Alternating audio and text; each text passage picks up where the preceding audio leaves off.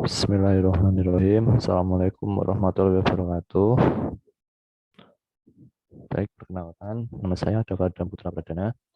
Saya berasal dari Prodi Pendidikan Sejarah Rombel 5B. Dan pada kesempatan kali ini, saya ingin memberikan informasi-informasi dasar kepada kalian semua mengenai apa sih yang dimaksud dengan kampus mengajar. Apa itu kampus mengajar, dari mana asalnya, apa keuntungannya, dan kemudian kenapa dibuat program semacam kampus mengajar ini? Baik, sebelumnya saya sendiri adalah salah satu mahasiswa yang ikut terlibat dalam program kampus mengajar ini. Jadi saya adalah mahasiswa kampus mengajar angkatan keempat.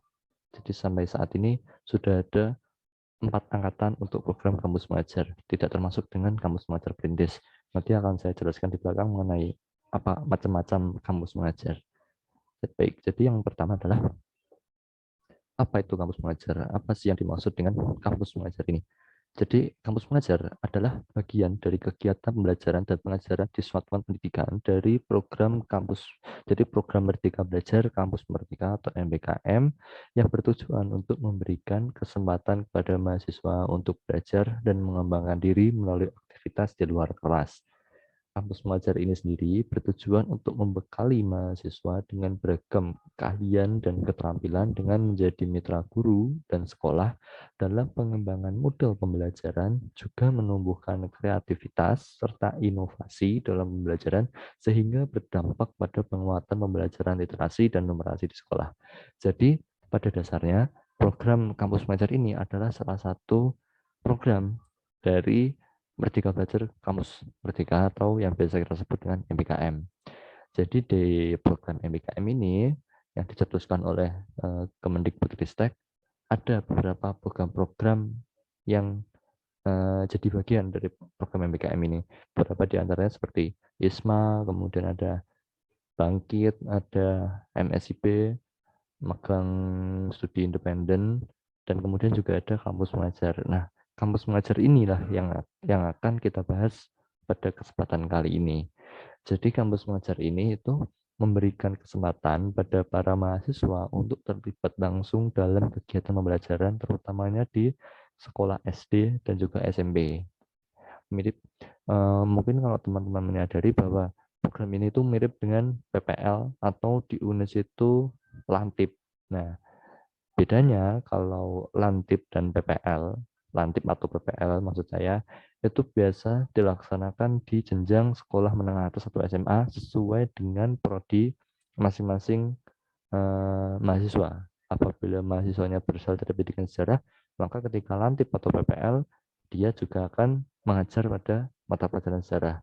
Nah, sedangkan untuk kampus mengajar ini, sasarannya adalah sekolah dasar dan sekolah menengah pertama yang memiliki akreditasi B atau di bawahnya. Jadi, tidak ada mahasiswa kampus mengajar yang disasarkan di sekolah menengah atas ataupun sekolah dasar dan sekolah menengah pertama dengan akreditasi A. Nanti akan saya jelaskan juga kenapa yang diincar adalah sekolah dasar dan sekolah menengah pertama dengan akreditasi B atau di bawahnya. Nah, selanjutnya akan saya terangkan mengenai mengapa ada kampus mengajar ini. Jadi kampus mengajar ini muncul sebagai akibat dari meluasnya pandemi COVID-19 di Indonesia.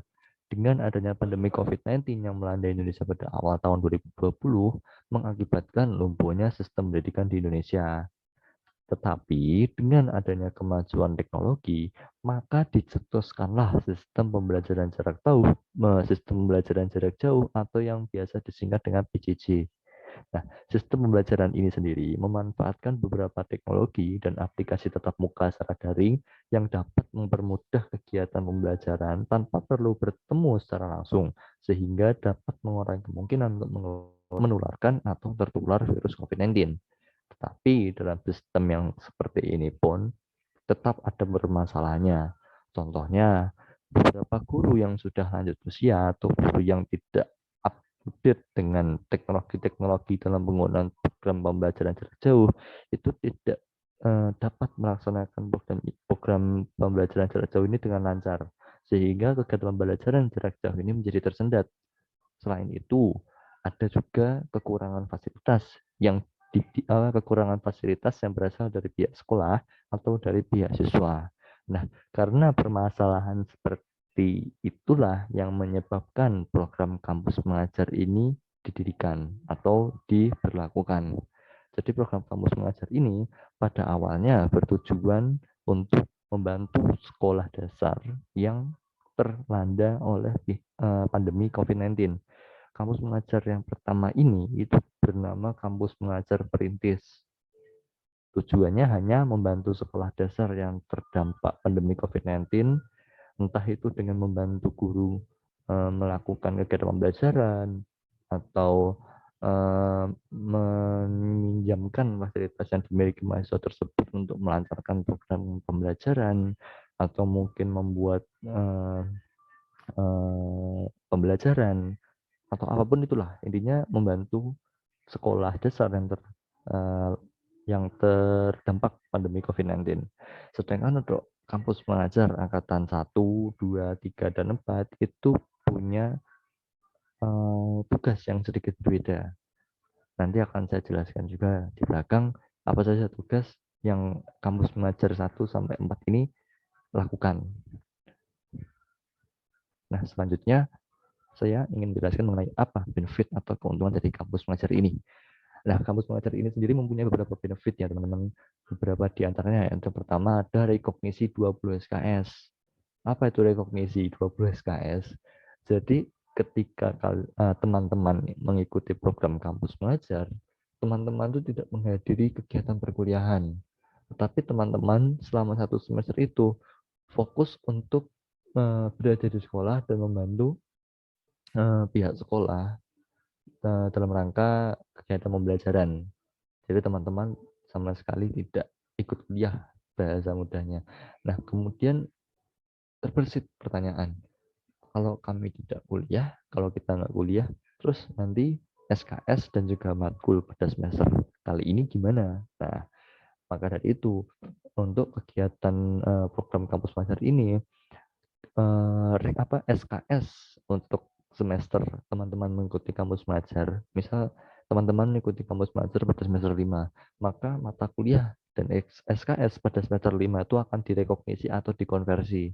Jadi meski teman-teman itu tidak mengikuti kegiatan perkuliahan, teman-teman itu tetap mendapatkan nilai dan juga SKS untuk mata kuliah semester yang teman-teman ikut kampus mengajar tersebut. Jadi teman-teman tidak ikut perkuliahan, tapi tetap dapat nilai dan juga SKS-nya. Bahasa simpelnya seperti itu. Kemudian yang kedua, teman-teman bisa mendapat bantuan biaya hidup. Teman-teman sendiri ketika mengikuti program kampus mengajar, teman-teman itu akan ditempatkan di sekolah penempatan selama kurang lebih 5 bulan. Nah, selama 5 bulan ini, teman-teman biayanya akan ditunjang oleh pihak Kemendikbudristek. Biaya yang akan diterima oleh per mahasiswa kampus mengajar adalah 1,2 juta per bulan. Ya, jadi 1,2 juta dikalikan 5 bulan, maka teman-teman selama 5 bulan mengikuti program kampus mengajar akan mendapatkan bantuan senilai 6 juta rupiah. Tetapi jika teman-teman terdata sudah mendapatkan beasiswa, maka beasiswa teman-teman itu biaya bantuan per bulan selama mengikuti kampus mengajar akan dikurangi dengan beasiswa teman-teman. Jadi misal teman-teman mendapatkan beasiswa rutin 600.000 per bulan, maka jika teman-teman mengikuti kampus mengajar, maka biaya bantuan per bulannya itu akan dihitung 1,2 juta dikurangi 600.000. Jadi teman-teman hanya mendapatkan 600.000 per bulan. Jadi 600 dikali 5, teman-teman hanya mendapatkan 3 juta rupiah per bulan. Selain itu, teman-teman juga mendapatkan bantuan UKT untuk semester depan. Bantuan ini senilai dengan 2.400.000 rupiah. Tetapi akan teman-teman terima jika teman-teman lengkap dalam pembuatan laporan, dalam pembuatan program-program, dan teman-teman mendapatkan nilai yang bagus pada saat teman-teman mengikuti program kampus mengajar. Nah, bantuan ini akan teman-teman dapatkan pada semester selanjutnya. Jadi jika teman-teman misal mengikuti program kampus mengajar pada semester 5, maka bantuan UKT ini akan cair pada semester ke-6, seperti itu. Kemudian yang ketiga, teman-teman bisa mendapatkan pengalaman. Pengalaman di dunia kerja ketika teman-teman terjun secara langsung ke dunia kerja itu memiliki perbedaan yang signifikan dengan pengalaman di dunia perkuliahan. Feel-nya itu beda. Jadi jika teman-teman terutamanya yang berada pada prodi pendidikan, teman-teman pasti akan mendapatkan mata kuliah micro teaching. Tapi meskipun teman-teman sudah bahasanya melakukan praktek micro teaching ini di kegiatan perkuliahan, tetap feel-nya akan berbeda ketika teman-teman terjun secara langsung mengajar adik-adik kita di SD, SMP, atau SMA. Gitu. Nah, kemudian yang keempat adalah relasi atau kenalan. Jadi teman-teman, ketika teman-teman mengikuti program kampus mengajar, kita akan dipertemukan dengan mahasiswa lain yang mengikuti program kampus mengajar, entah itu dari prodi yang lain, kampus yang lain, fakultas yang lain, macam-macam pokoknya. Saya sendiri selama kampus mengajar, kami ada lima orang, saya dan 4 teman orang saya. Nah, 4 teman saya ini berasal dari prodi yang berbeda-beda. Nah, inilah yang saya maksud dengan relasi atau kenalan yang baru, karena kita tentu mendapatkan kenalan baru dan kita bisa entah ke depannya kita perlu bantuan atau kita bisa, intinya kita mendapat relasi atau kenalan yang baru. Selain itu kita juga mendapat kenalan juga dari pihak sekolah. Contohnya ketika teman-teman misalnya suatu saat sudah lulus dari perkuliahan dan teman-teman belum tahu akan mendaftar kemana, bisa saja teman-teman dipanggil atau ditarik dari sekolah tempat teman-teman mengabdi pada program kampus belajar.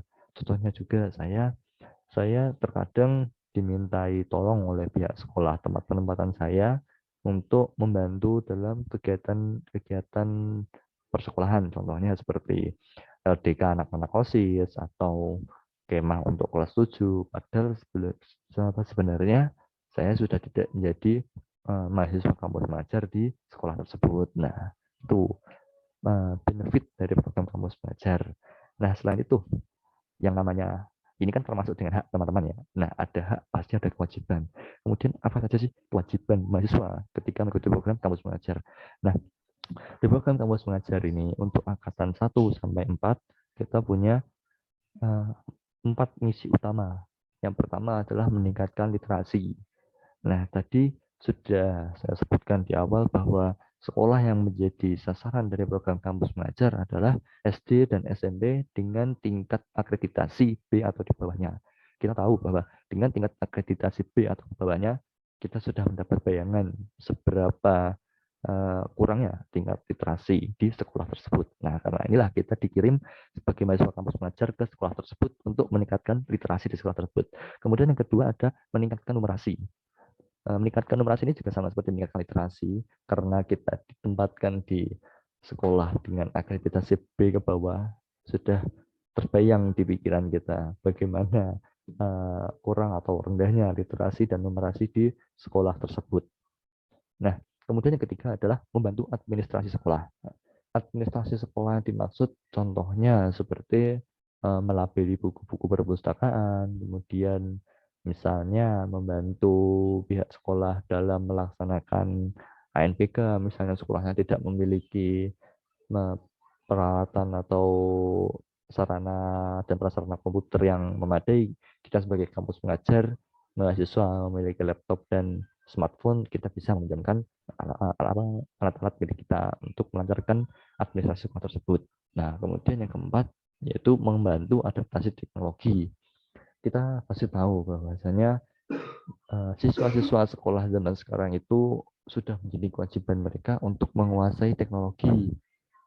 Nah, dengan adanya program kampus mengajar ini, mahasiswa dikirim ke persekolahan itu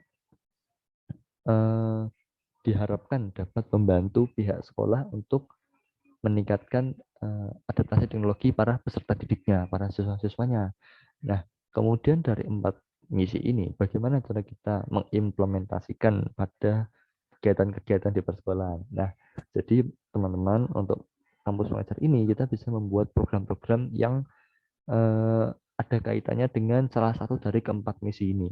Misalnya, ketika teman-teman melihat ada siswa yang tidak bisa membaca dan tidak bisa menghitung, maka teman-teman membuat program untuk membantu anak tersebut atau beberapa siswa tersebut yang tidak bisa membaca dan berhitung supaya mereka bisa membaca dan berhitung, entah mungkin dengan kegiatan privat, mengambil jam mereka, atau misalnya pulang sekolah diberikan kelas khusus seperti itu.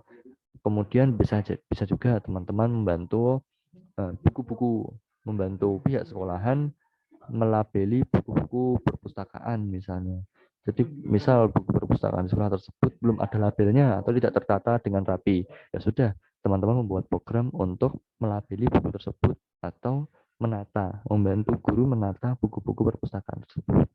Kemudian misalnya untuk adaptasi teknologi, bisa di sekolah teman-teman ada proyektor misalnya, dan siswa-siswanya kebetulan memiliki smartphone. Nah, teman-teman bisa memajak siswa-siswa di kelas tersebut, misalnya teman-teman membuat kegiatan pembelajaran dengan menggunakan aplikasi kuis online seperti Kahoot atau Bamboozle atau Quizizz. Nah, itu yang dimaksud dengan adaptasi teknologi. Atau teman-teman jika misalnya di sekolahnya ada misal laboratorium komputer, nah anak-anaknya bisa bisa diajak untuk mengenal program apa, mengenal misalnya kelengkapan komputer, atau anak-anaknya siswanya dibantu menguasai software seperti itu. Jadi teman-teman harus membuat program di kegiatan kampus mengajar ini untuk eh, mensukseskan salah satu dari keempat misi ini. Memang pada pada